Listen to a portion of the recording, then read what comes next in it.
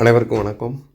இன்றைக்கி நம்ம பார்க்க போகிறது வந்து ஒரு ஜங்ஷன் பாக்ஸ் வாங்கியிருந்தேன். அந்த ஜங்ஷன் பாக்ஸுடைய ரிவ்யூ தான் இன்றைக்கி பார்த்துட்ருக்கோம். ஸோ இந்த ஜங்ஷன் பாக்ஸ் வந்து ஆக்சுவலாக ஃப்ளிப்கார்ட்டில் ஆர்டர் பண்ணது 2 ஜங்ஷன் பாக்ஸ். ஆக்சுவலாக 300 சில்லற, கிட்டத்தட்ட 400 வைங்களேன்.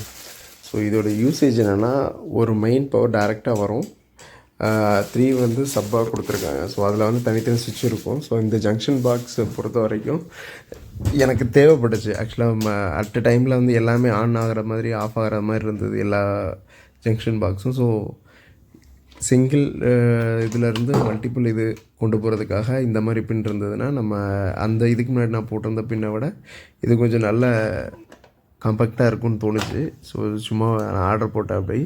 ஸோ 3 பின்ஸுமே வந்து பவர் வருதான்னு செக் பண்ணேன். 3மே பவர் வருது. எல்இடி பல்புங்கிறதுனால அது வீடியோவுக்கு வெட்டி தெரியுது.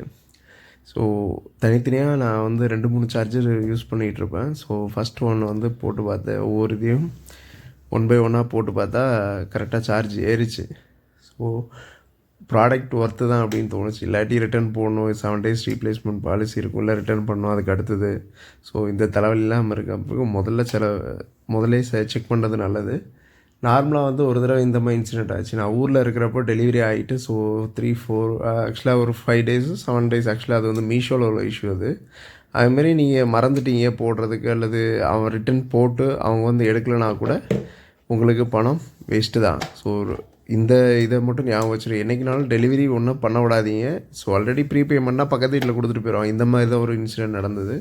ஸோ அவங்க வந்து மறந்துட்டாங்க. ஸோ 4-5 நாள் கொடுத்து அது டிஃபெக்டிவாக இருந்தது, அது மிஸ் ஆகிருந்ததுன்னா நம்மளால் வந்து கிளைம் பண்ண முடியாது. அவன் ஃபஸ்ட்டு கொஷினே அதான் கேட்பேன், இவ்வளோ நாள் என்ன பண்ணீங்க அப்படின்ட்டு.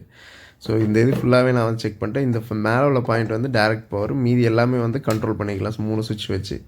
ஸோ ஒரு மேலே உள்ளதுக்கு வந்து நம்ம மேலே தனியாக நம்ம மெயின் பவர் வந்து ஆஃப் பண்ணுறதுலேயே நம்ம கண்ட்ரோல் பண்ணிக்கலாம். ஸோ பெர்ஃபெக்டாக ஒர்க் ஆகிட்டுருக்கு. ஸோ மேக்ஸிமம் நான் 1 டைம் வந்து சார்ஜில் வச்சுட்டு, சார்ஜர் தனித்தனியாக இருக்கும், ஸோ போட்டுட்டேன்னா திருப்பி கழுத்த மாட்டேன். ஸோ அந்த மாதிரி பர்பஸில் இருந்தால் ஜங்ஷன் பாக்ஸ் வந்து சீக்கிரம் போகுது. இதுக்கு முன்னாடி வச்சு நான் நிறைய ஜங்ஷன் பாக்ஸ் யூஸ் பண்ணிட்டேன். ஸோ எல்லாமே வந்து அடிக்கடி லேப்டாப் சார்ஜரை கலத்தி மாட்டுறதுனால இதாகிடுச்சு.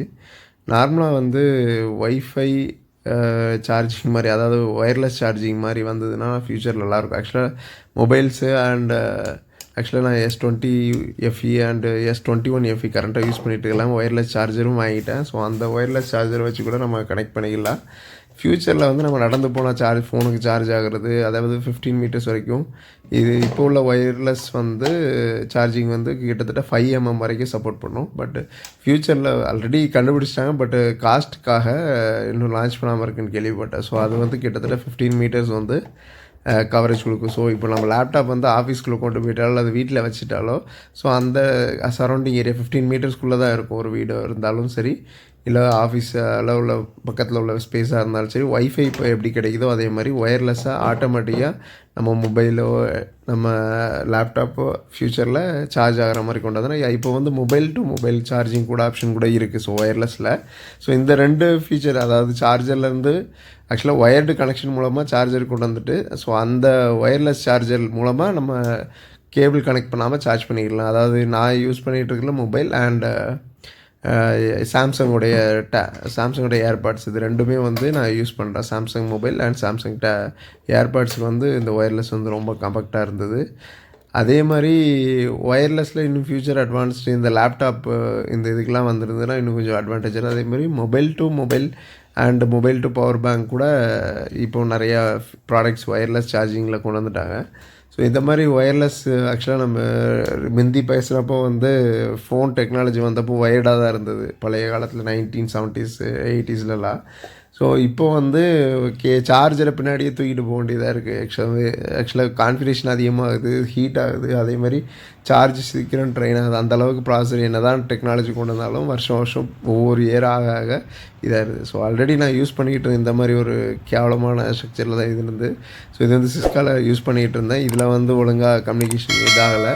ஸோ இந்த இது எல்லாமே நான் ரீப்ளேஸ் பண்ணுறதுக்காக தான் வந்து இது பண்ணேன். ஸோ அதனால தான் 2 இது வந்து இதுக்கு முன்னாடி நான் யூஸ் பண்ணிகிட்டு இருந்தது. ஸோ இது போயிட்டு செக் பண்ணி பார்த்தா உங்களுக்கு தெரியும். ஸோ ஃபஸ்ட்டு நான் யூஸ் பண்ணது அதான். ஒரு 4 years பேக் வந்து நான் வந்து அந்த பழைய மாடல், ஆக்சுவலாக இது வந்து ரொம்ப பழைய மாடல், ரொம்ப வருஷமாக எல்லோரும் யூஸ் பண்ணிகிட்டது, ஹெவி டியூட்டி. ஆக்சுவலாக கம்ப்யூட்டருக்கு கூட இதை வச்சு CPU மானிட்டரு எல்லாமே இது கனெக்ட் ஆகிட்டு இருக்கிற அளவுக்கு கெப்பாசிட்டியோடு தான் இருந்தது. பட் இது வந்து போக போக லைஃப் ஆகிடுச்சு.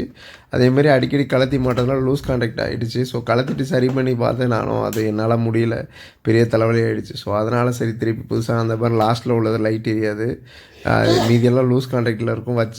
பிடிச்சிக்கிட்டே இருந்தால் மட்டும்தான் வந்து இப்போ சார்ஜ் ஏறும். ஸோ எப்படி இருக்கும், டென்ஷன் ஆயிரும். அதனால தான் அதை அப்படியே கலத்தி ஓரம் வச்சுட்டு ஸோ திருப்பி முதல்ல இருந்து நம்ம புதுசாக ட்ரை பண்ணுவோம். ஸோ அதனால் பக்காவாக இருந்ததுன்னா நம்ம யூஸ் பண்ணிக்கலாம், இல்லாட்டி அது துறை போட்டுக்கலான்ட்டு. ஸோ இந்த இதில் சார்ஜ் ஏறும், பட் ஆனால் லைட் ஏறி இண்டிகேட்டர் இருக்காது. ஸோ நம்ம தெரியாமல் கை ஏதாவது வச்சிட்டோம் அப்படின்னா நமக்கே ஷாக் அடிக்கும். இது வந்து லைட் எரியும் ஆனால் சார்ஜ் ஏறாது. ஸோ இது ஒரு பெரிய டெக்னாலஜியை ஒரு ஜங்ஷன் பாக்ஸ் இது. ஸோ இந்த மாதிரி இதெல்லாம் பார்த்து டென்ஷன் ஆகிடும். நம்ம அவசர சார்ஜ் போட்டு போவோம், பட் ஆனால் சார்ஜ் 1% கூட இறங்க தான் செஞ்சுருக்கோம். ஸோ அந்தளவுக்கு கடுப்பாகும். ஸோ அதுக்கு அடுத்து எல்லாமே வந்து பார்த்தா எப்போ ஒர்க் ஆகுன்னு தெரியாது, ஆனால் ஒர்க் ஆகும். திடீர்னு ஒர்க்கே ஆகாது, நம்ம சுச்சுவேஷனை புரிஞ்சுக்கிறாது. அந்த அளவுக்கு அதுவாக பைத்தியம் மாதிரி வேலை செய்யும், இல்லாட்டி அப்படியே போயிடும். ஸோ அந்த மாதிரி இருக்கக்கூடாது அப்படிங்கிறக்காக தூக்கி தூர போட்டுட்டு இந்த புதுசாக உள்ள 2 இதை வாங்கினேன். ஸோ இதில் வந்து ரொம்ப காம்பேக்டாக இருந்து வித்தியாசமாக இருந்தது. சரி ஒரு ட்ரை பண்ணி பார்க்கலாம், அப்படி பெரிய அமௌண்ட்டும் கிடையாது, அதேமாதிரி கொடுத்த காசுக்கு ஒர்த்தான ப்ராடக்ட் தான். ஆனால் ஸோ அந்த 3 டிஃப்ரெண்ட் டைப் சுவிட்சு சார் நம்ம தனியாக ஒரு ஜங்ஷன் பாக்ஸ் இது பண்ணாது. இந்த மாதிரி நம்ம பண்ணுறதை விட இது ரொம்ப சீப் அண்ட் பெஸ்ட்டாக தான் இருக்கும். ஸோ இது நான் எங்கெல்லாம் யூஸ் பண்ண போகிறேன்னா, டிவி வச்சுருக்க இடத்துல, லேப்டாப் சார்ஜிங் போடுற இடத்துல, இல்லை டிவி வச்சுருக்க இடத்துல, இல்லை பெட்டுக்கு பக்கத்தில் சார்ஜ் போடுற இடத்துலேயும் தான் வந்து போட போகிறேன். மினிமம் 2 சார்ஜஸ் போட வேண்டியது, 2 ப்ளஸ் ஸோ பவர் பேங்க் அது இதுன்ட்டு. ஸோ அதனால் டிவிக்கு ஒன்று, ஸோ ஒன்று வந்து என்னுடைய பக்கத்தில் கட்டில் பக்கத்தில் போடுறதுக்காகவே இந்த பாக்ஸ் இது பண்ணேன். ஸோ இது வந்து டிவிக்கும் மாற்றிட்டேன். இது வந்து கட்டில் பக்கத்தில் சார்ஜர் அண்டு இது பக்கத்தில் ஒரு ஊஃபர் இருக்கும். ஸோ எனக்கு தேவையானது கிடச்சிருச்சு. ஸோ மேலும் தகவலுக்கு வாட்ஸ்அப்பில்